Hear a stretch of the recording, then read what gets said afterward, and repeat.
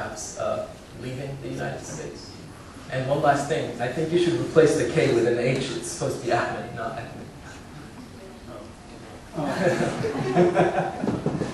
Thank you.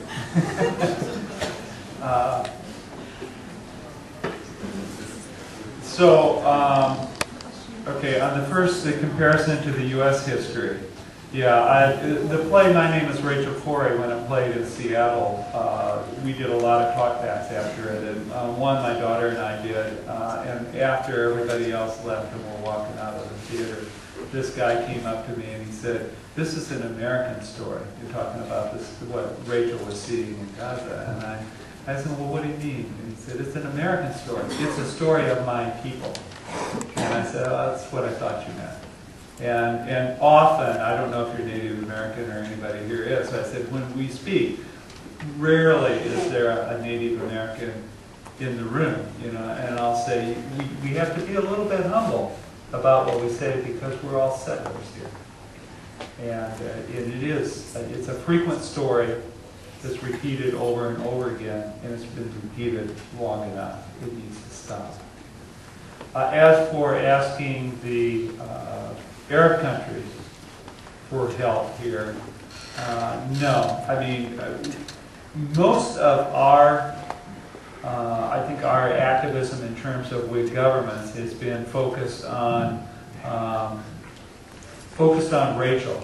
And actually that's a strategy that came early.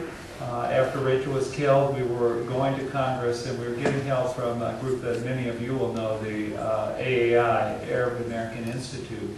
And their advisor told us that when we go in there, you can only speak of the cause of Rachel. You cannot talk about Rachel's cause. Meaning, we can go into Congress and ask, why was an American citizen killed here? But it's very difficult to talk to them about why Rachel was going there in the first place. And that's not entirely true.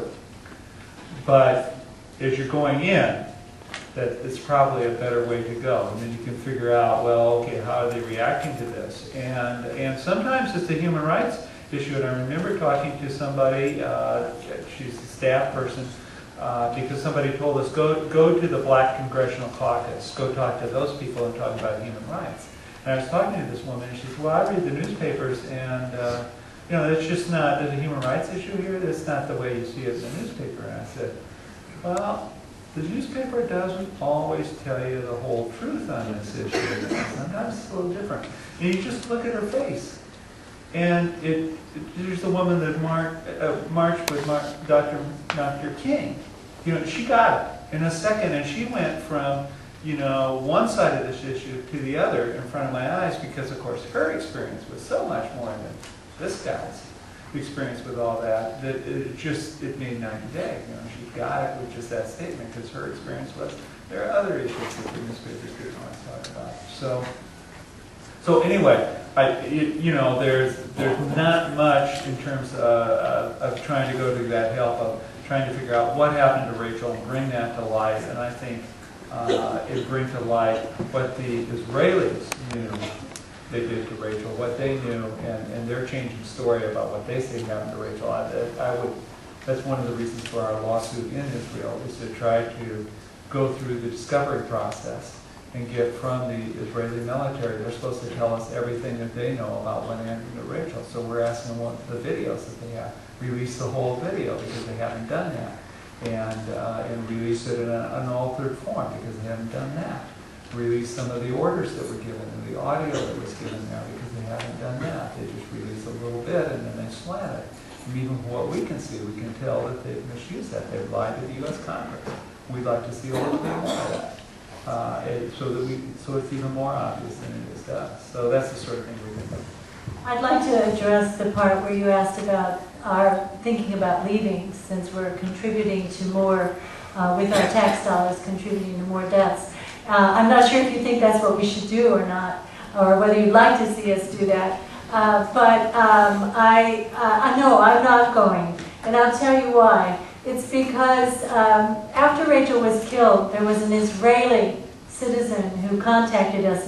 It's the soldier, the reservist, who was giving Rachel guidelines for how to talk to the soldiers in Hebrew, what to say to them when the bulldozer drivers and the cats were approaching.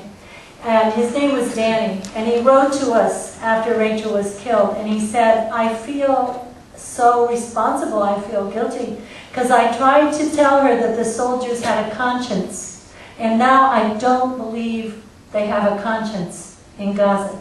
Now I believe there are soldiers in Gaza who have a conscience, maybe, but I don't. I mean, there's a military out of control there. There were 3 people killed